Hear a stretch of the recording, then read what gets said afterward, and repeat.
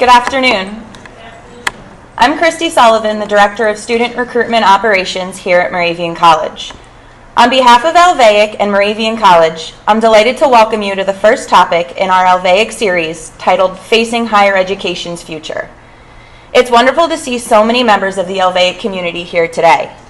The schools of Alvaic, Moravian College, Cedar Crest College, DeSales University, Lafayette College, Lehigh University, and Muhlenberg College are celebrating 50 years of collaboration in 2019, and this series has been developed to commemorate this milestone. Today's session kicks off the series, and the next event, Demographics and the Demand for Higher Education, will be on April 12th at Lafayette College. The series is designed to empower our higher education professionals to work together as we learn, grow, and adapt to the ever-changing landscape. It is through partnerships like Alvaic that we are given the opportunity to network, communicate, and explore new topics so that we can navigate the shifting dynamics of our world. These valuable opportunities promote understanding and prepare us for the challenges we will face in the future so that we can continue to provide a safe and healthy environment for our students to learn and grow. So listen closely, ask questions, challenge the status quo, and think outside the box, not just today, but whenever we're faced with challenges on our campuses. Just a few housekeeping items before we get started. Guest Wi-Fi is available here at Moravian College at MC Wireless Guest. For those of you who are registered for this afternoon's workshop, that will be held in the pavilion located on this floor, down the hall to the left, and around the corner. Following today's program, you will receive an email with a program evaluation, and if you decide to tweet about today's event, please tag @AlvaicCollaborate, and the C in Alvaic doubles as a C in Collaborate. And now it's my pleasure to bring up Dr. Nicole Tabor, who will introduce the speaker for today's session.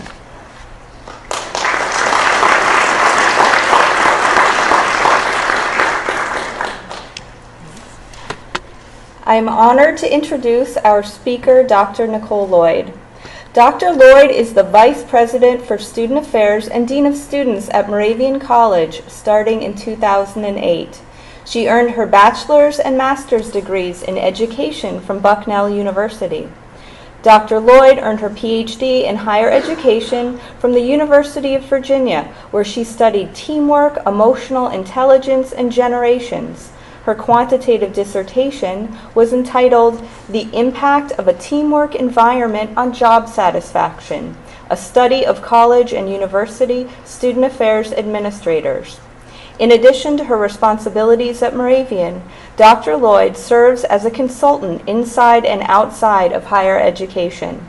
She has been working with a university in New Jersey for the past 18 months to guide the senior leadership through the creation and implementation of their next strategic plan, and is a frequent guest speaker on the topics of generations and emotional intelligence at colleges and universities, corporations, and associations throughout the United States. Here at Moravian, she has the deep respect of faculty, staff, and students. Please join me in welcoming Dr. Nicole Lloyd.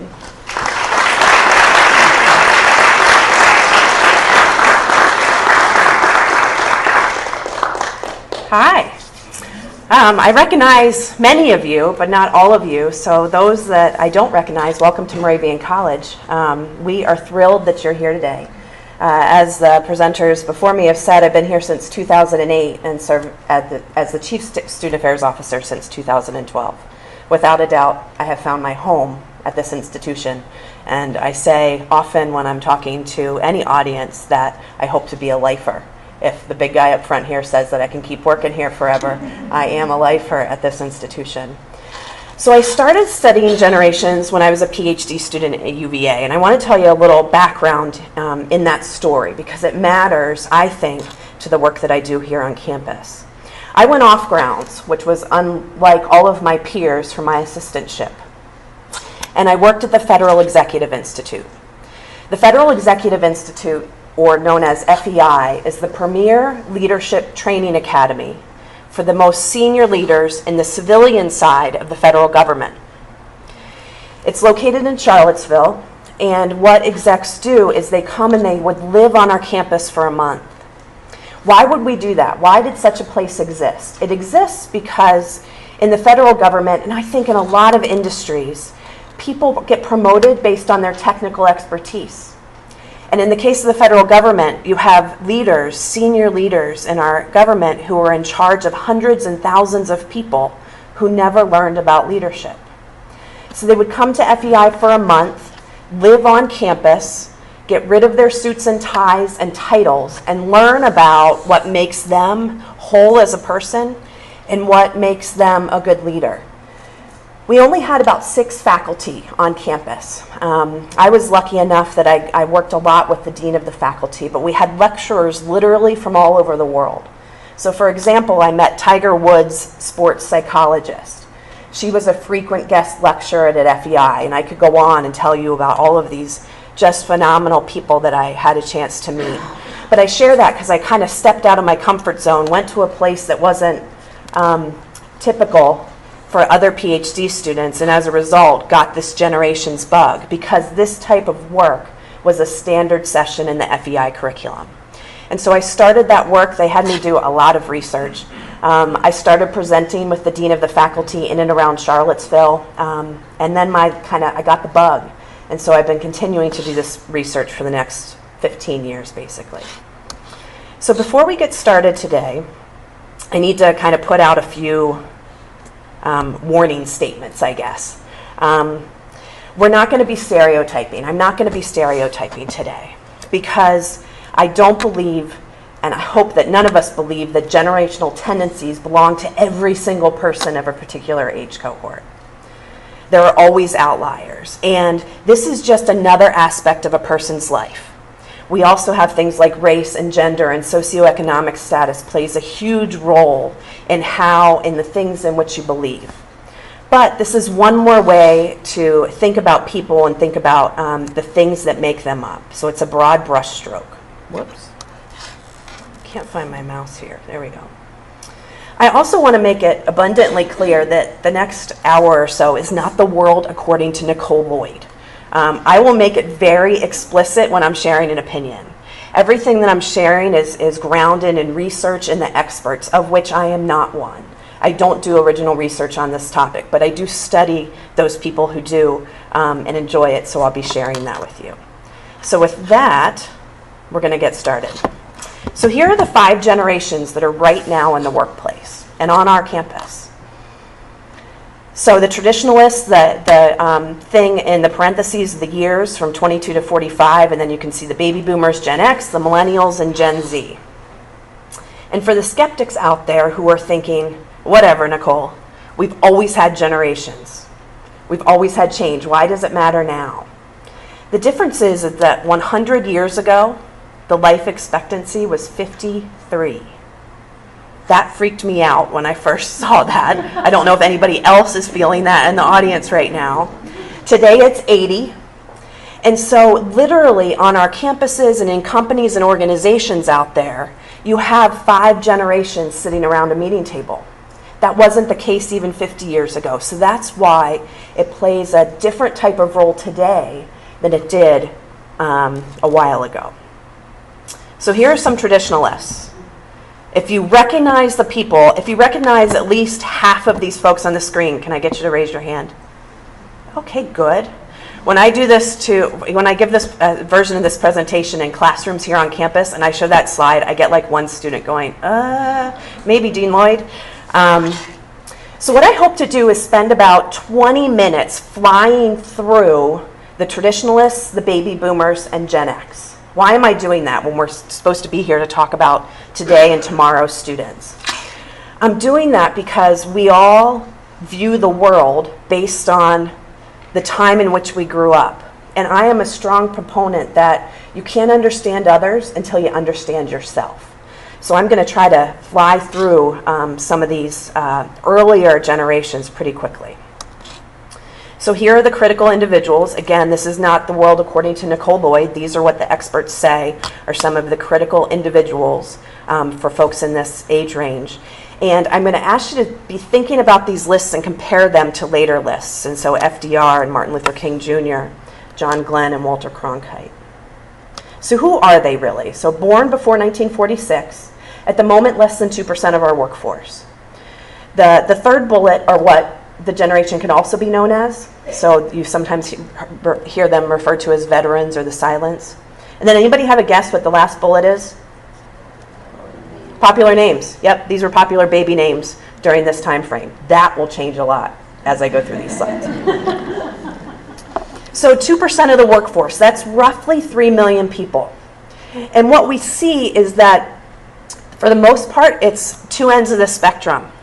The traditionalists who are still in the workplace are either kind of consultants and kind of figurehead CEOs, or they're the folks that have to work because of low income. And so not huge workforce numbers at the moment, and everything that I'm citing comes from the Pew Research Center. The most recent data was 2017. So here are the things that impacted the traditionalists as they were growing up. And I want to say, and I'll say this a bunch, I'm going to keep saying this one phrase.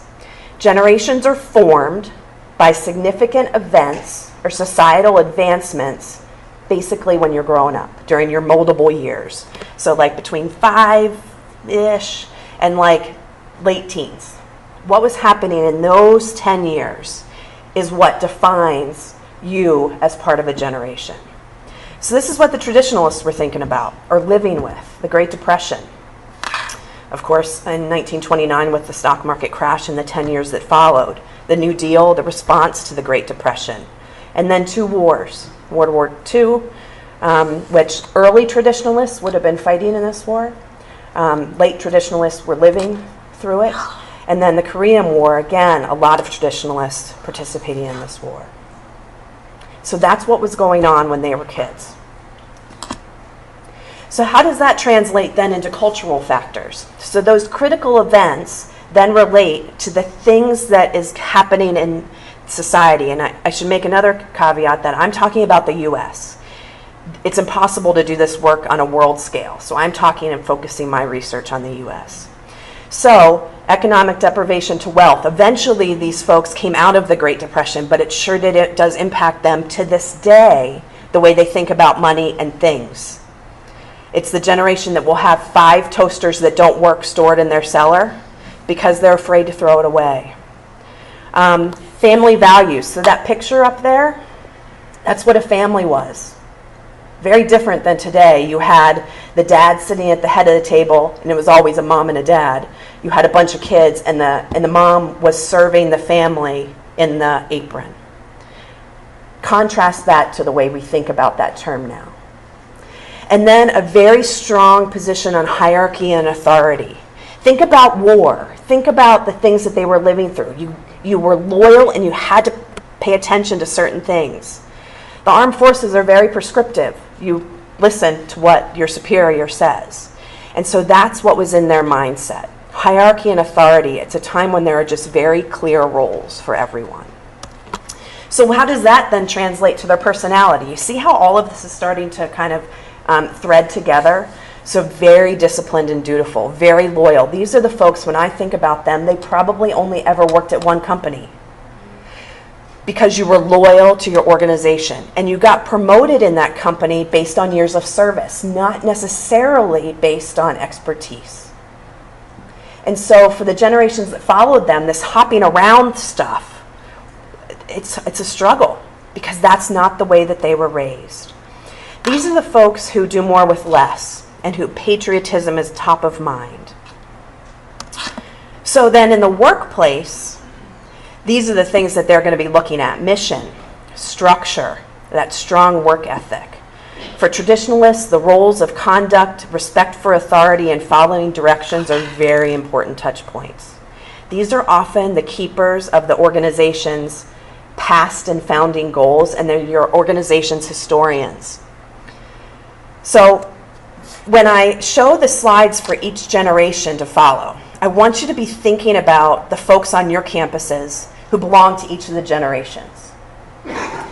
And thinking about how their values show up and how sometimes that might create conflict or it might create amazing teamwork.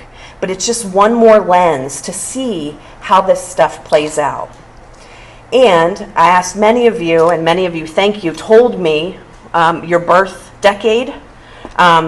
We do not have any traditionalists who owned being a traditionalist in the room, but I suspect that we all have traditionalists on our campus and probably on our board.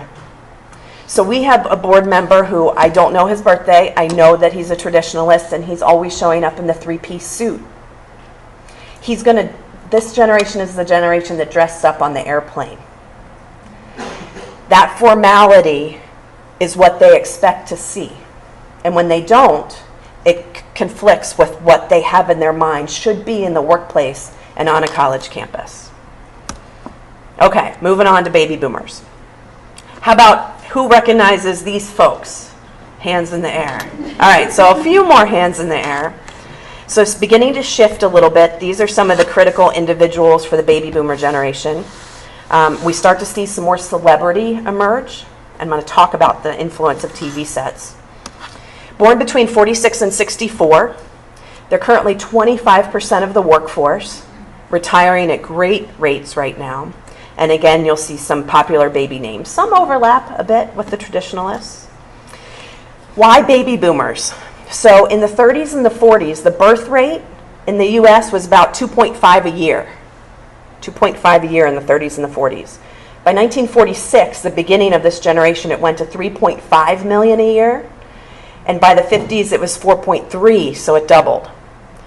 A lot of baby boomers right now in our country. 20% of you, less than 20% of you identified as a baby boomer in the room. So thank you to the baby boomers who are with us here today. So here were some of their critical events. Civil rights and the space race, women's rights, Woodstock, Earth Day. That looks a lot different than that first list I put up there. What do you see in that list? Anybody just yell out. Progress. Social issues, right?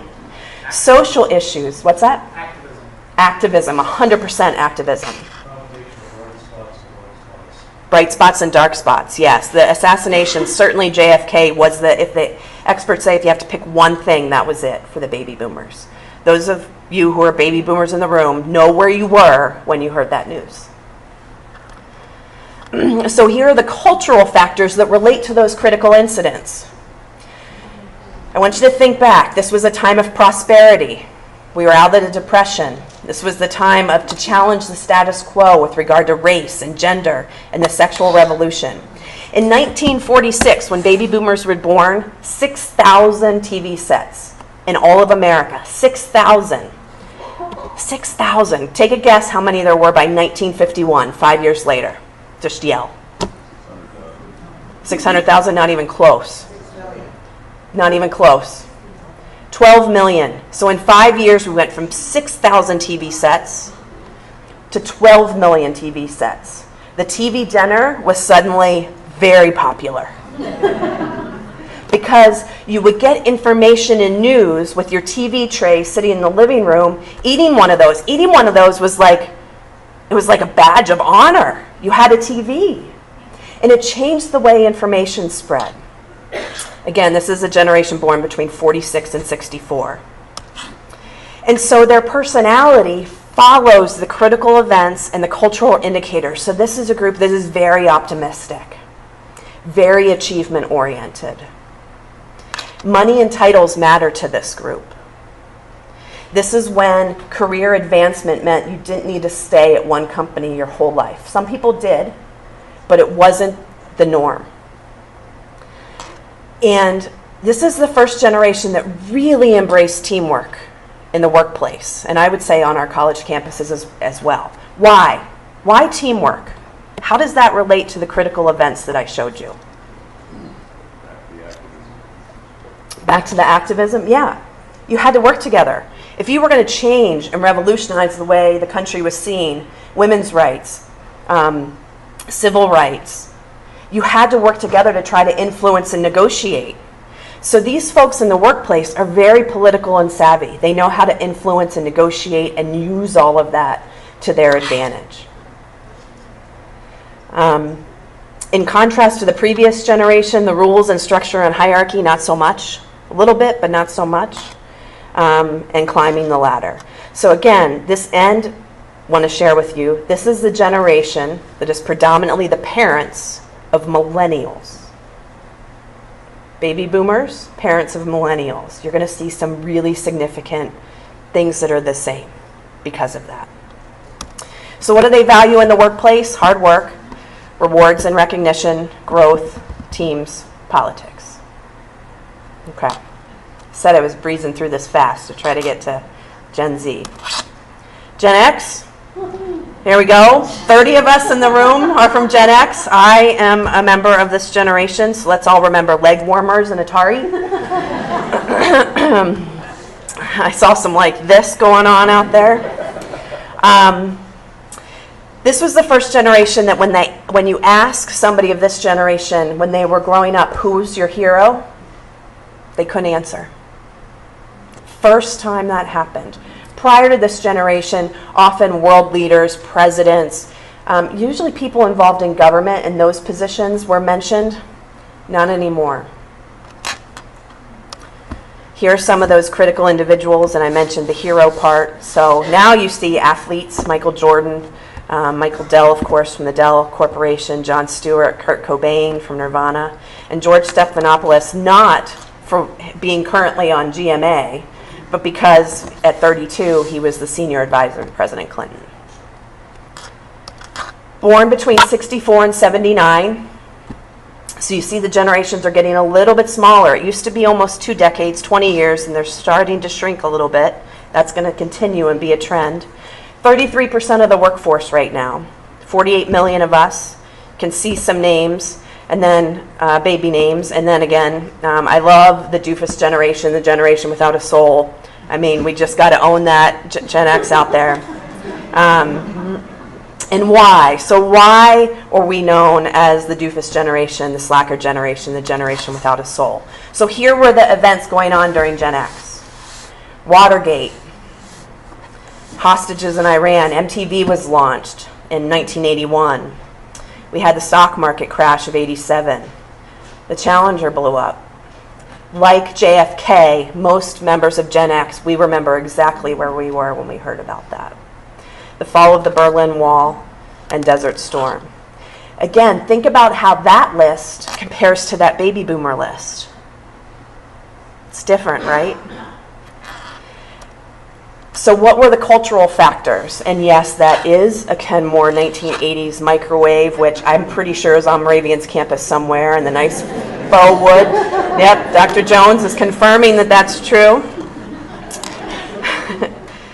So this is again, we're growing up, Gen X, we're growing up in a time of a recession. Gen Xers grew up as the latchkey kids. Divorce hit all-time highs in the 70s and 80s, the percentages of divorces in this country. And women were entering the workforce in way more significant numbers than ever before. So what does that mean? That means when the kid comes home and gets off the bus, the key that they wore around their neck, let themselves in, and they were spending time by themselves watching TV or doing whatever. So that impacts some of their personality traits later on. And then when you think about the emergence of AIDS and not having that parental role model as much, and divorce and recession, I mean, is it any wonder that this generation is skeptical and have that kind of slacker and doofus, like questioning everything, like can't something just be good? Is kind of that mentality. So that leads to a generation that's pretty independent. We spend time by ourselves. We're kind of okay with that. And I mentioned some of these other things already. So again, let's think back. Autonomy makes sense. Spend a lot of time at home, or at least without adult supervision. And so in the workplace, how does that show up? Craving supervisor telling you that you're doing the right thing. Isn't that interesting how that works? They also were a generation that wanted balance to come back into work and life. You're going to see that show up because Generation X are the parents of our students on campus right now, traditional age Gen Z. So you're going to see some comparisons between Gen X and Gen Z, baby boomers and millennials. All right, moving on. Here are some millennials. Now the pictures have really changed. And there's Gen Z. Does everybody know who these people are? Raise your hands if you know every single person on this list. Yep.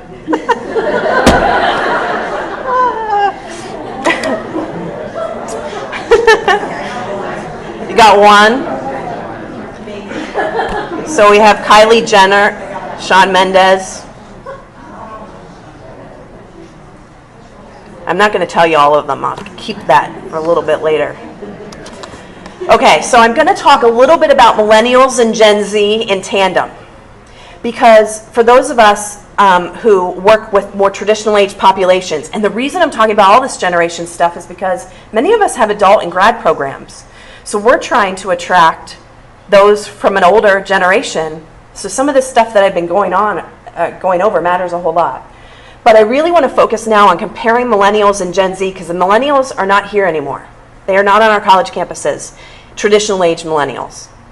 Gen Z are here in full force, and I have some of those numbers up there. So millennials born between 80 and 94, Gen Z 1995, and I put a question mark because there really is, if you watch the YouTube clip that we sent out from Dr. Twenge, who is one of the experts in this field, she calls them iGen instead of Gen Z, but she tends to say that this generation will end in 2012.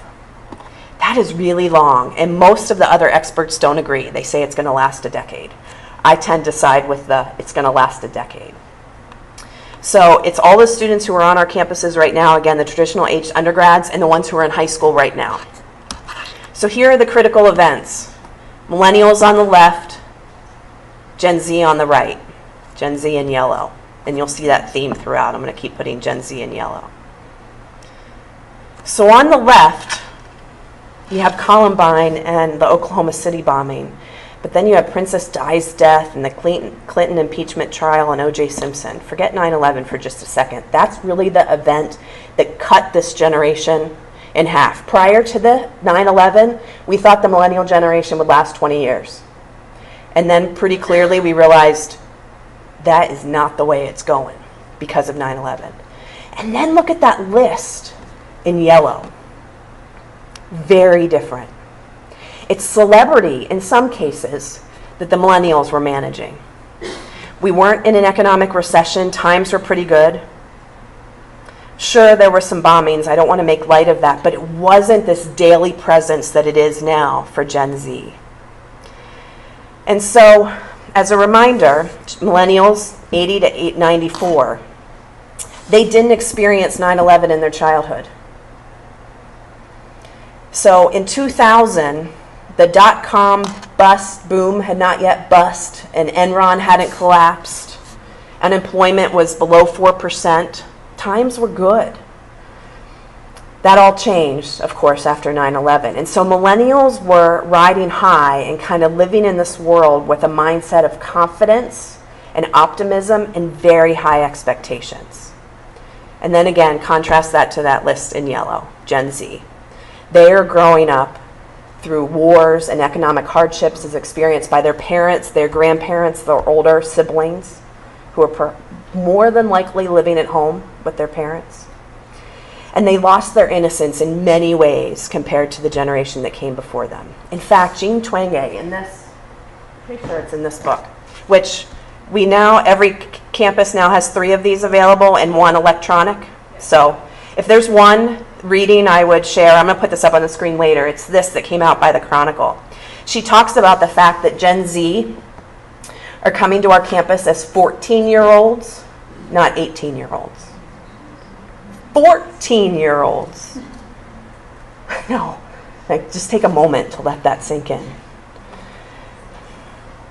Because they haven't negotiated a lot of things because of the way the world has been shaped around them. I'm going to get into that. But they have lower, they tend to work less, drink less, experiment with drug less, have sex less than their millennial counterparts.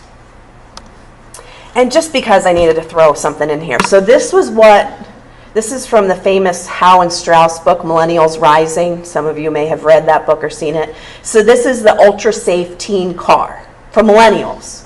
So you have the anti-pot dust and the sexual surveillance camera and a breathalyzer and the anti-cruise control and a condom dispenser, all of those things. We don't have that for Gen Z because, one, they're not really driving. 21% don't get their driver's license when they can because somebody will drive them around, or they can Uber. And we're tracking them with apps. So, Find My Friends, Footprints. This is how Gen Z is being cared for, if you want to use it that, by their folks, as opposed to that ultra-safe teen car. And when we're talking about driving, just something that scares the heck out of me, only 3/4 of them will buckle up, Gen Z, when they get in a car, 77%. In comparison, 94% of baby boomers buckle up, 87% of Gen X, and 81% of millennials. But they tend to be safer than millennials and not think that they should text and drive. So they're kind of doing a swing back. So millennials, 44% of them think it's okay to text and drive. Gen Z, it's 40%. Gen X, 35%. Baby boomers, 13%. I didn't get the stat for traditionalists. I guess they're not texting and driving, which is good. This is a generation that could swipe before they could walk or talk. They didn't learn social media at some point in their life. It has always been, which is in contrast to the older generations that we had to learn it as adults. And so many of them have seen mistakes that their older siblings, brothers and sisters have made on social media. I can remember when the millennials were on campuses giving workshop after workshop, please don't put dumb stuff on Facebook. Please don't, and they didn't listen. It impacted their ability to sometimes get into grad school and get a job. This generation doesn't use Facebook. We're going to come back to that. But they know that their social media presence is their resume, and they're way more thoughtful about what they put online. So here's a comparison from millennials to Gen Z. So Gen Z is definitely the we generation. When they compare themselves to millennials, they describe themselves, 85% of them describe themselves as loyal and they feel like they have strong feelings to those people around them. Their American education system has always been mainstreamed. Inclusive classrooms have promoted equality and diversity and collaboration, and a willingness to share everything, no matter how personal. Maybe not on social media, Snapchat, which they think goes away but really doesn't. But in our offices, they kind of will tell us everything, right? So again, millennials had baby boomer parents, and baby boomers wanted to provide their kids with everything they didn't have when they were a kid, i.e. the trophy generation.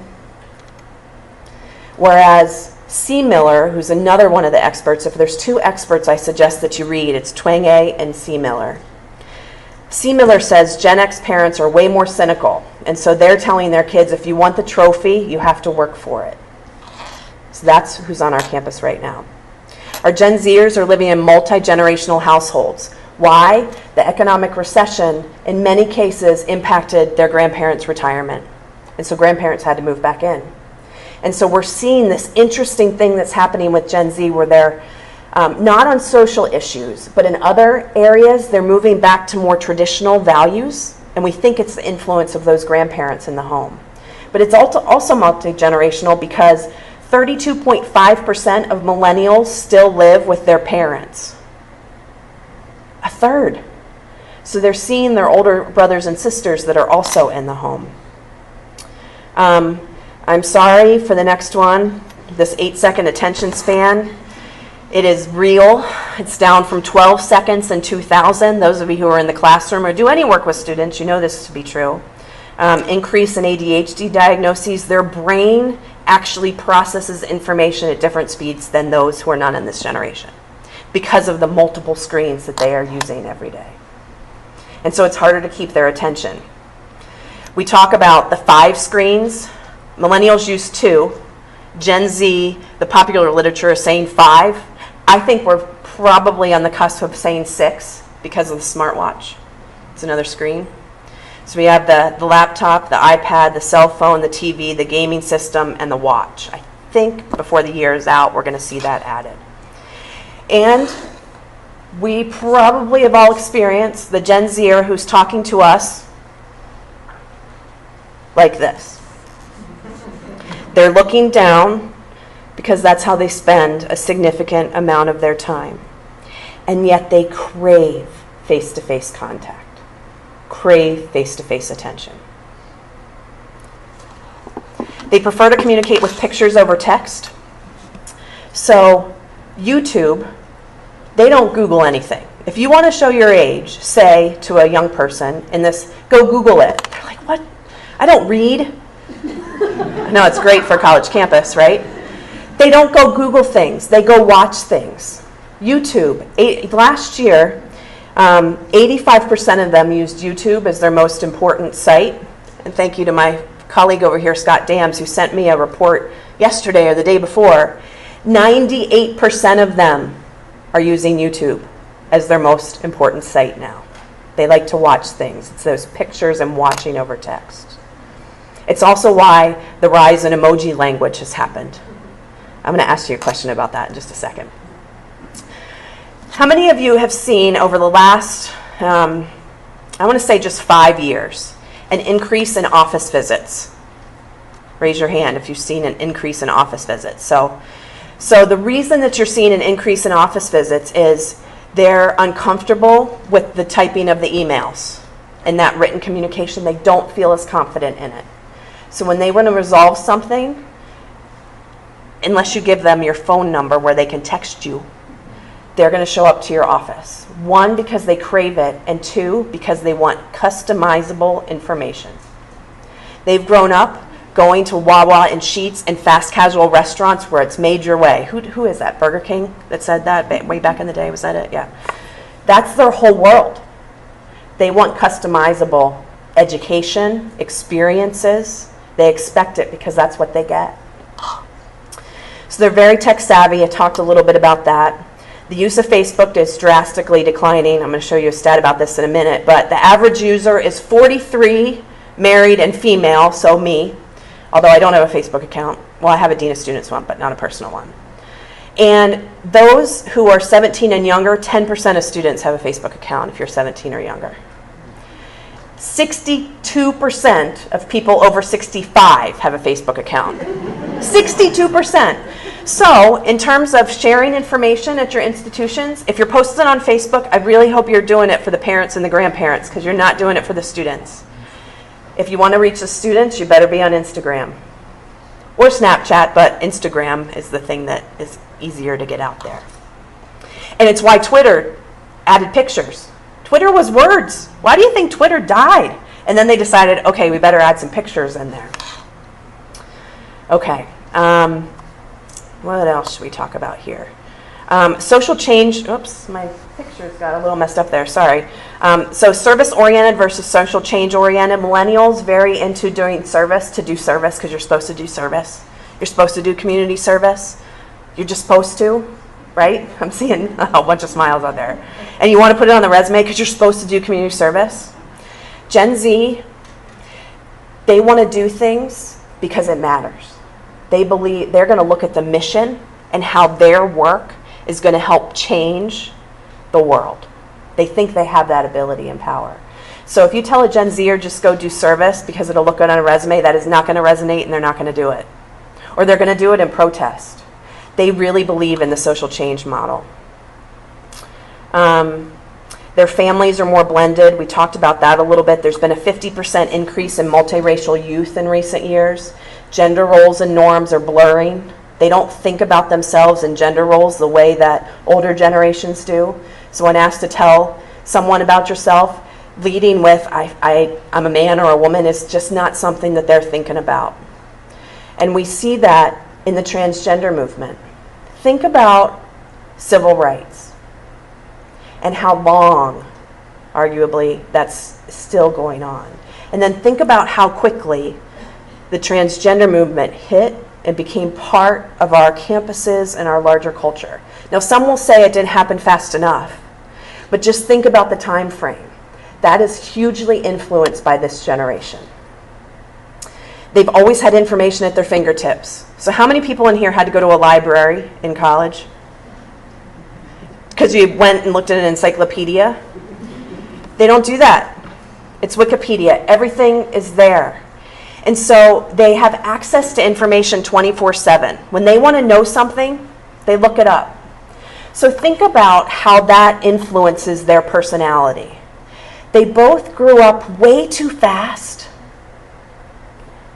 and yet hardly at all. Because they have access to information, so they don't always ask those tough questions of adults in their life, because they're just going to go find out on the internet. And so it leads to not being able to have some of those conversations that I think are really important in human development. Their natural habitat is one of continuous connectivity and communication. So they're highly engaged in this peer virtual ecosystem, but with the protection of parents and other adults who are around, who are telling them that you have to have play dates and don't walk home alone, and all of these protections that have put a bit of fear in their minds. What do they share in common, millennials and Gen Z, before we get off this slide, that the rest of us probably didn't experience, is they have a say in their family's vacation plans? If you're Gen X or a baby boomer, you did not have a say in where your family was going on vacation. You just got in the station wagon, probably without the seatbelt, and you went. They go to the grocery store, and there's always the cart that looks like a bus or a truck or a car, and their parents can shop at Baby Gap and Sports Illustrated for kids. Again, things that are very targeted to young people. So they think about things in terms of their lens. So here's the social media piece that I just had to share, showing how 98% of college-bound high school students are using YouTube, and then Snap, Insta. Bottom line, if we're not paying attention to this, so for you enrollment managers in the room, 1/3 of students say social media is influential in their college search. The same number decide where to enroll based on social media, 1/3. And for Black and those who identify as Black and African American, it's 42%.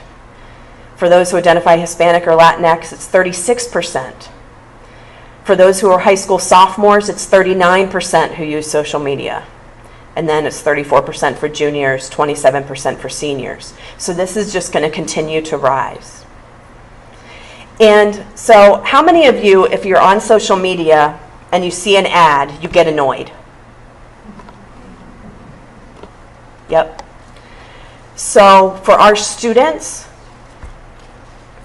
70% of them notice the ads. 86% of them do not report a negative reaction to ads. So 70% notice them. 86% of that 70 don't care. 46% report clicking on an ad in social media. So again, think about marketing strategies. And if there's older generations in the room determining those marketing strategies, you could be having this going on. And this is now a thing. So we have the emoji of the year. I talked a little bit about pictures. Like no other generation before them, Gen Z have actively tried to assimilate previous generations into their culture. And it is working, people. So how many in here within the last week have sent an emoji, taken a selfie, or downloaded Snapchat? Yep. So there was a time when those things were considered childish. It's now mainstays in our culture. Never before have behaviors of a generation impacted the older generations like they are today. And there's two main reasons why. One, it's out there for us to see. It's not locked away in a diary. Think about that. Their previous generations, your inner thoughts, what you were thinking and feeling, often you wrote in your diary and you tried to hide it in your room from your parents and it was under lock and key. Now we can see all of that. And so there's this transparency element. And then it's self-preservation. To remain relevant and functional in a highly technological world, previous generations are looking at emerging generations, young people, to know how to use and leverage technology. So we're all doing it. When I've given this talk to those who are mostly of the baby boomer and traditionalist generation, and when I ask them, how many of you in here text, all the hands go up. And then when I say, how many of you use emoji, they're like, yeah. Because they have to connect. They're like, I have to, Nicole. How else am I going to talk to my grandkids? Phones aren't things that you use to call. They've always been able to do other things. And so here's the thing that before I get off of that, I could have spent this entire presentation just talking about technology and Gen Z. I'm trying to prime you a little bit for the workshops for those who are staying after this. The reality is I could take any topic. So a couple months ago, one of our faculty members invited me into her classroom to talk about just activism in generations, and we spent 90 minutes doing it. I've gone into nursing classes here before to just talk about generations and healthcare, because what a baby boomer expects in a hospital is very different than what a millennial expects in a hospital. Just think about attire alone when I mentioned the traditionalists in the three-piece suit. And so all of these things can go off in 1,000 different directions. As you're sitting here, think about the things that are resonating for you on your campus and in your work, and we're going to take that into the workshop next. So here are the top reasons for attending college. To get a better job, 88%. To make more money, 81%. Contrast that to the millennials, whose top reason was to learn about things that interest them. So the millennials were growing up when it wasn't an economic recession and had baby boomer parents who also didn't live through a recession. So you go to college to just be enlightened.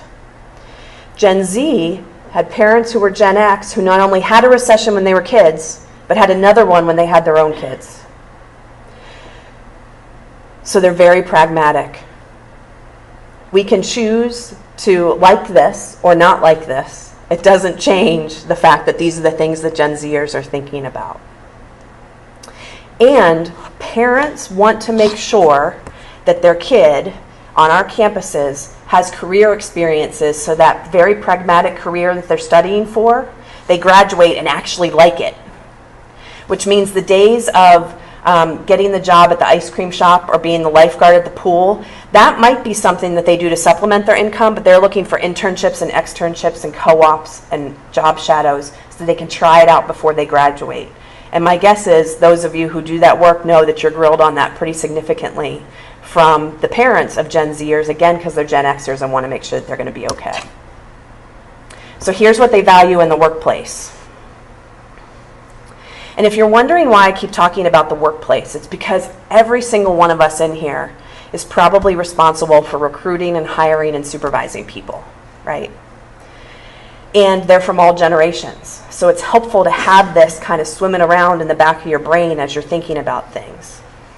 And for those of us, again, who work on those adult and grad programs who are enrolling older students, we need to be thinking about it. So millennials, they're caring about purpose, not jobs and money. And I already mentioned how a third of them are still living at home with their parents. And it's not because they're saving money, it's because they're working less.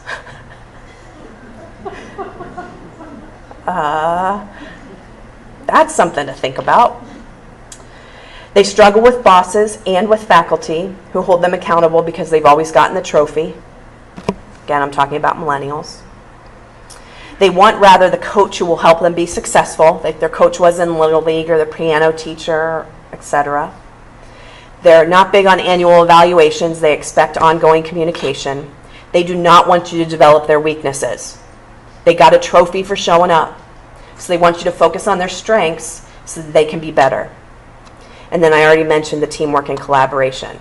So when millennials entered the workplace, that's when all the companies went to the big open style rooms because they wanted to hang out with their friends at work. Like offices didn't matter. Gen Zers, Let me find my stat.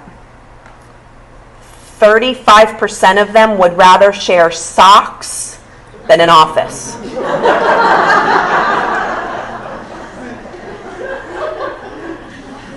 So now we're switching again because Gen Zers want an office.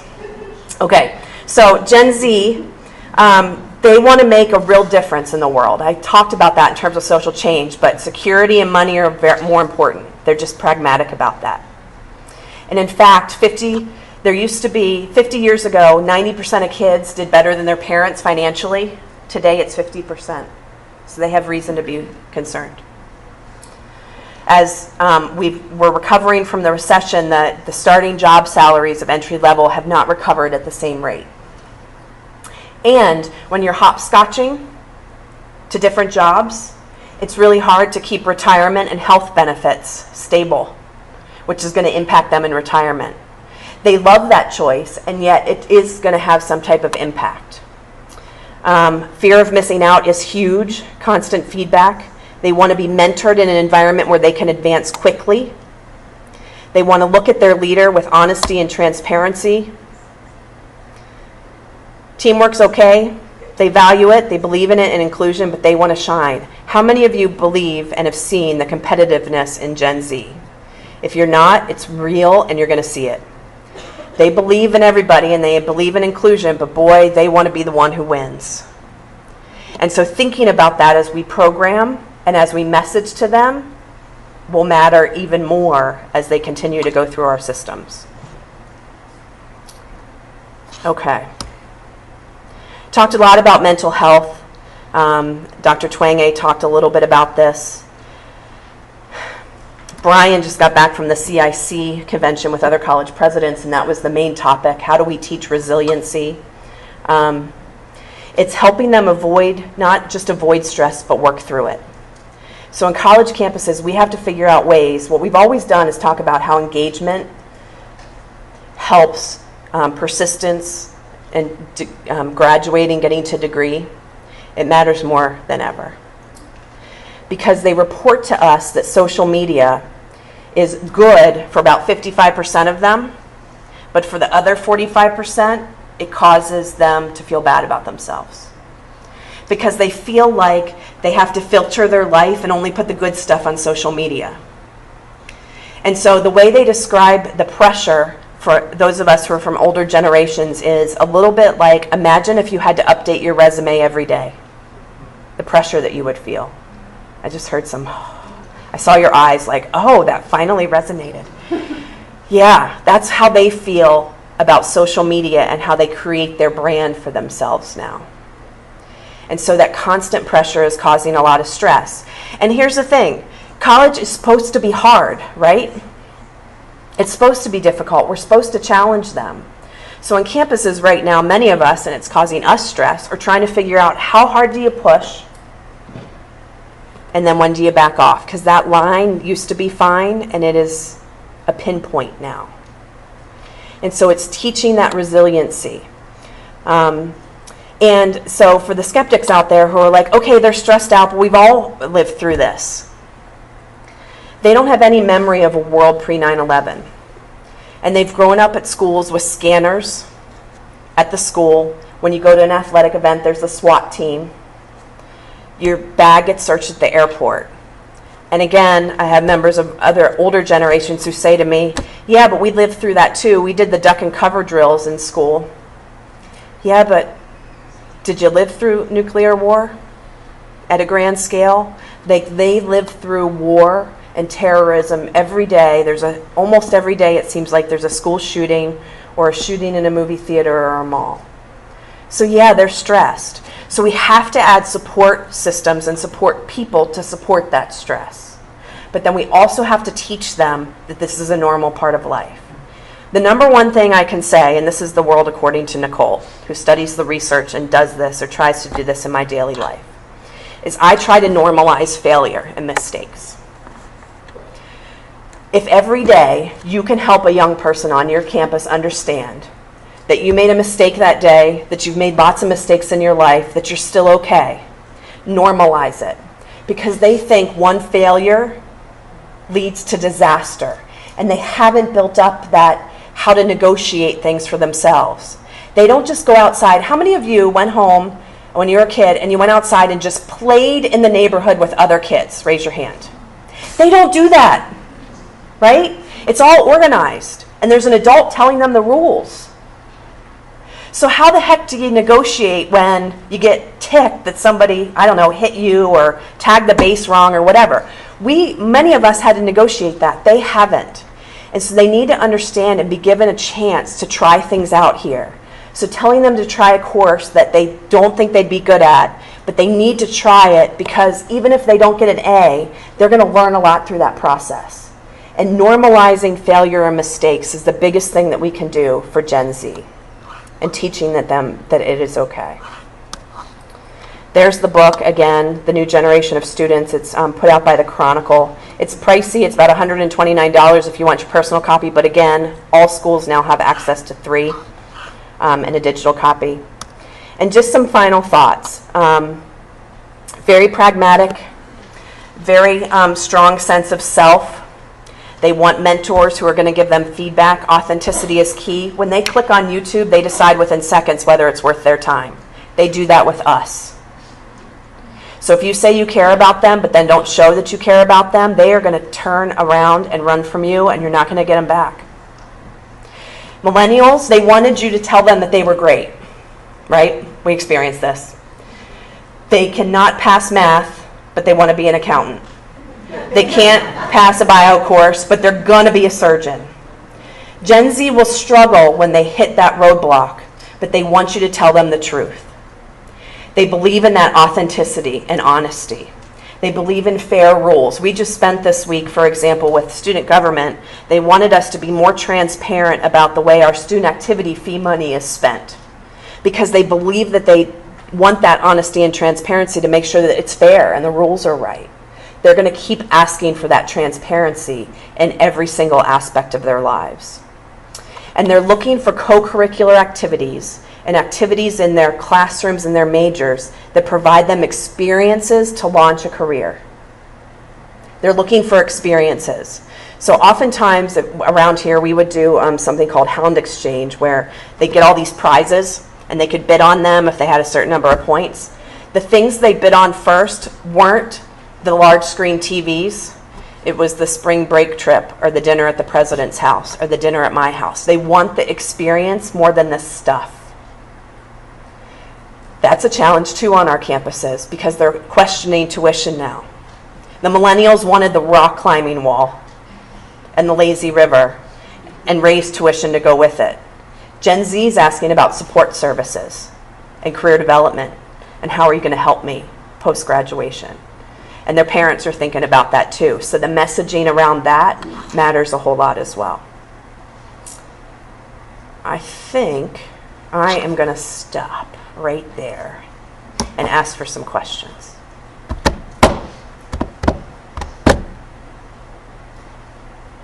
%30 of us are millennials. I couldn't figure out how many were Gen Z because I didn't ask. I couldn't break out the 90s. So, when I asked what generation you were from. Yeah, Lakeisha. I absolutely love these presentations. So first of all, thank you for having me. Sure. Does your research speak at all to people who fall in between generations and how they then navigate work spaces with people who are previous generations? Yep. Asking for a Well, I missed the last part. Asking for a friend, is that what you said? Yep. Should have let you be able to text it up there. We do that, how many of us are using that now in orientation programs with our new students because they don't want to raise their hand and ask the question. We want to get the question, so we have them text it. It pops up on the screen. If you're not doing that, do it. Anyway, so those who are kind of close to the cutoff years tend to have tendencies that aren't as strong with the generation, and so they're going to feel a little bit of both, which makes sense, right? And the generation of the parents and where they fall is actually the thing that's probably going to dictate it the most. So for me, when I was born, my parents were older. It was unheard of. My mom used to say all the time that when she was pushing me in the grocery store, they'd be like, "What a pretty granddaughter," and she'd be like, "It's my kid." Because at that time, 40 was old to have a baby in the 70s. So she's a traditionalist. I know that a lot of what I think is different because I wasn't raised by a baby boomer set of parents. So the impact, that's why I was trying to draw the comparisons between Gen X parenting Gen Zs and baby boomers and millennials. You can see it. You can see it in the way they think about the world. So does that help? What part didn't I answer? It's the workforce part, like navigating. So I have a chart, Lakeisha. That's probably the best thing that I could do is I have a chart that shows, based on generation, how people want feedback, how they want their office set up, how they want memos. Like it's like there's about 32 things, and it shows it by generation. That's probably the best thing that I could share. So I'll do that. I'll share that with Alvaic, and maybe you all could put it up on the website. I'm not there completely yet with Gen Z because there's not enough of them in the workplace to be able to determine some of that stuff. So some of it will be a little blank with Gen Z, but I can give it to you for the rest. Yeah, sure. Yeah, please. So I'm thinking about the graph you showed about social media Yeah. usage, and so I'm thinking about emails, because I know we usually, if we want to survey students, we still traditionally try to email them, and my assumption is that those are just junk collectors for them. Yep. So I'm sure you come across that in your research. My friends who know you email anymore. They don't, and we keep saying, but you have to. It's the way the college communicates or the university communicates. Okay. So we can say that, and that could still be our official platform. But if you really want to reach students, you got to find out the ways that they're going to be paying attention. So a lot of it's word of mouth, but it's by posting things on Instagram. Where's Cedar Crest? Where are my colleagues from Cedar Crest? You all, so I did a workshop over there recently, and we just talked about Gen Z and work study students. And they were telling me about their app and how that we're trying an app. Frankly, it's not the right one. We didn't kind of come out of the gates, and so students aren't using it. But Gen Zers spend 1.8 hours a day in apps. 1.8 hours a day in apps. So that's been a really successful way, from what I understand from Cedar Crest, of getting students information. And then it's trying to, frankly, limit email so that they're only getting the stuff that they really need, because they're just not going to look at it. Yeah. Is there an app out there that you can use to text students? Yep. So they don't see your Yes. search. Yep. Is there a popular one that college students use? I don't know what we're using. Do I have my enrollment friends here? I saw that I know we're using it. What? Yeah. Those are our CRM, so Salesforce and SMS Magic is our texting. Okay, so Salesforce and SMS Magic is our texting app. But there are others. And now they read that. They read that. I know that there was a time for those of us who work in student affairs that we never gave students our cell phone numbers. That's kind of pretty much gone away. Because the influential student leaders, you have to get information out there. And so we are now. That's a personal choice. There's no dictate. But if I asked that question 5 years ago, and now, my guess is the people in the room, way more people are starting to give out their cell phone number. Yeah. So, one thing that I taught freshmen last semester, and one thing that I just, from teaching the last 20 years, is this level of anxiety, the fear of failure, but yet, when I try to say, oh, let's take a step back, they're like, no, I can't do it. So I keep feeling, how do we deal with that challenge? It's to me, Yeah. So what Dr. Twenge, Dr. C. Miller, and others are saying is that we have to find ways to incorporate and teach that stress is a part of life in our curriculum and in our co-curricular events at an institution. We have to find a way to get that message across. And we have to focus on prevention education, detection, and also treatment, but we have to focus on that. Some of these concepts are not new, but if you don't get them right, they're going to impact your institution in way more significant ways than they did just a decade ago, because they're going to leave, because they can't handle it. So finding ways very early. We also know study after study after study has shown us that when people have a social circle, when they have just one or two mentors or one or two friends, they're likely to persist at an institution as greater. So how are you specifically targeting your new students on the college campus to make sure that they're connected to somebody?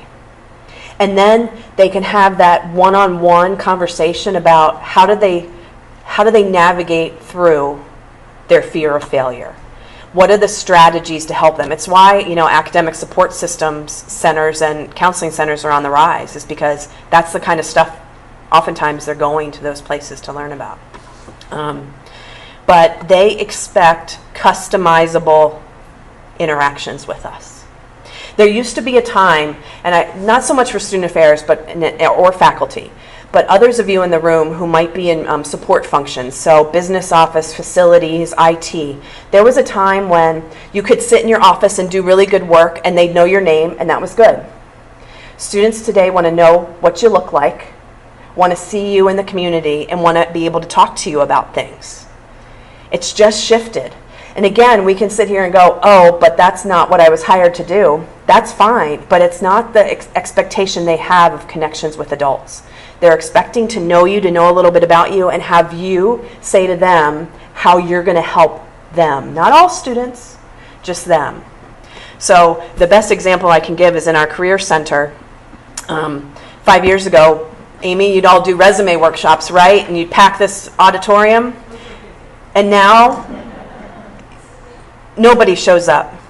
Nobody. They're not going to go to a group meeting on how to write a resume.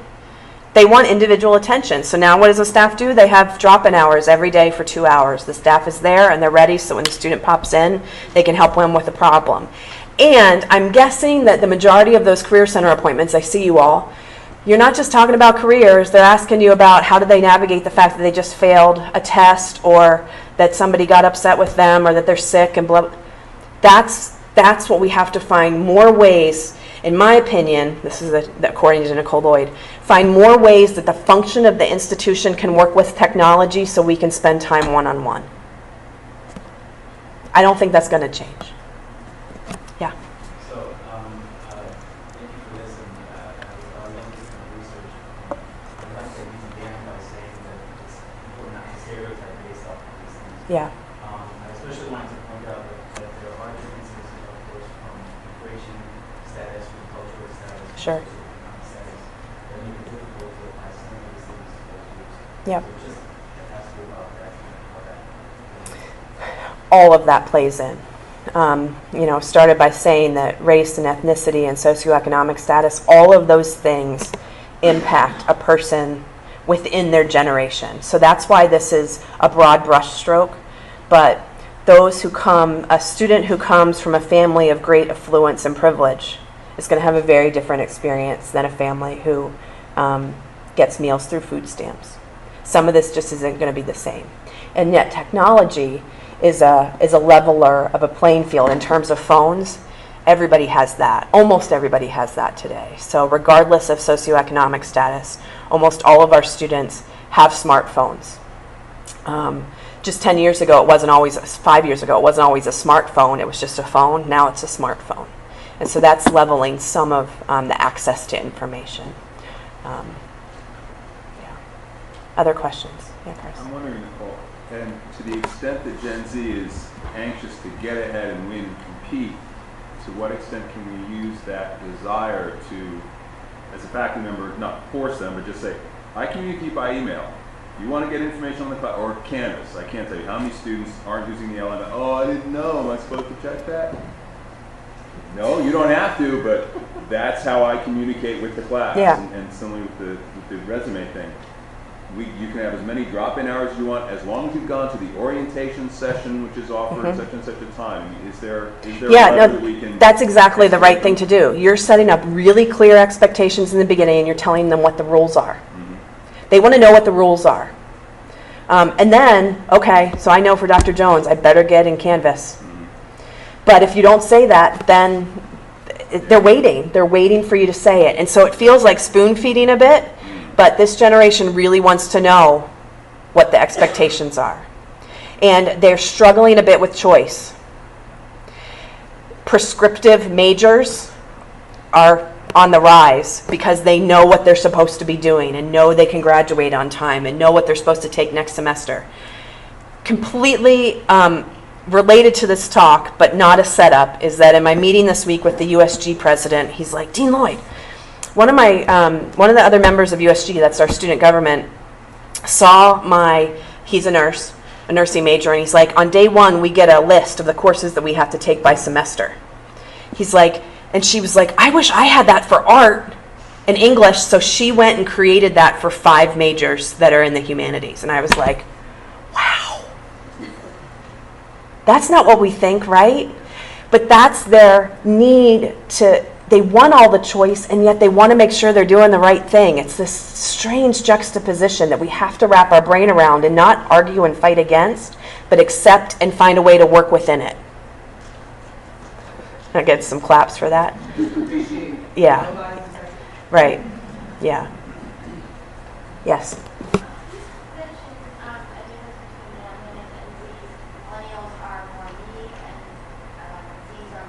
Yeah.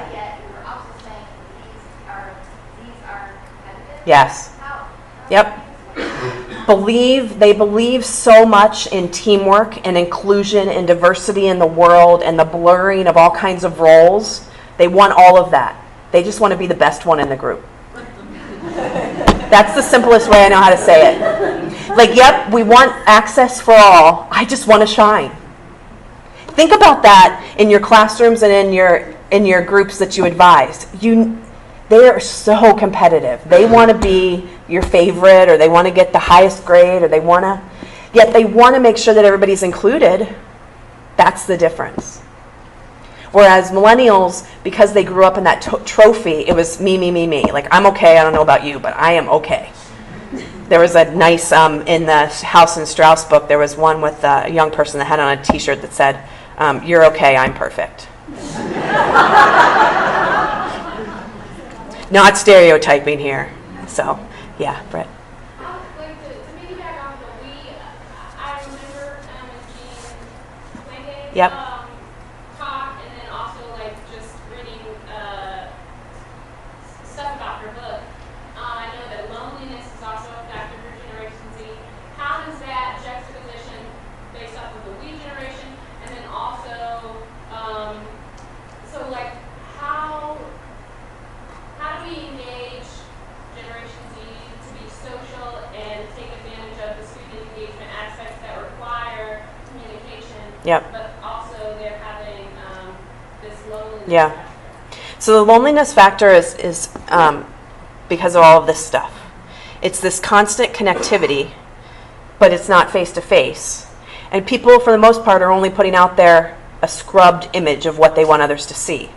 And so if you are having a bad day or you didn't get X, I don't know, fill in the blank, people don't put that on their Instagram feed. And so when you're experiencing pain, you don't see that out there in the landscape. And so that's part of what creates the loneliness, is this, I'm connected, but I'm not connected, and I want to be, it seems like everybody else is better than I am, and so I'm going to withdraw a little bit more. The best way I know how to say it in plain, cut to the chase, reach them through social media to get to stuff, and then the stuff has to be in person. We have to get them away from these phones and engaging. They crave it. They want it. They're just not sure about how to get there. And so sometimes we have an event on campus that a couple years ago, it's with our chair of the Board of Trustees, and the seniors weren't showing up for it. This was before Brian's time. And so the administrative assistant in the office is like, Nicole, we need help. They're not showing up. So what do we do now? All the staff at the college in student affairs, we invite students to meet us at a point. You participated in that this year. And then we walk with them to the reception with the chair of the Board of Trustees, because it's intimidating to think about the chair of the Board of Trustees if you don't know him. And that seems like a formal thing. And so it's those touch points. It's saying, I'm going to come get you. It's just like, how many of you would feel comfortable just walking into a residence hall? You just going to go in the residence hall? Yeah, Brian.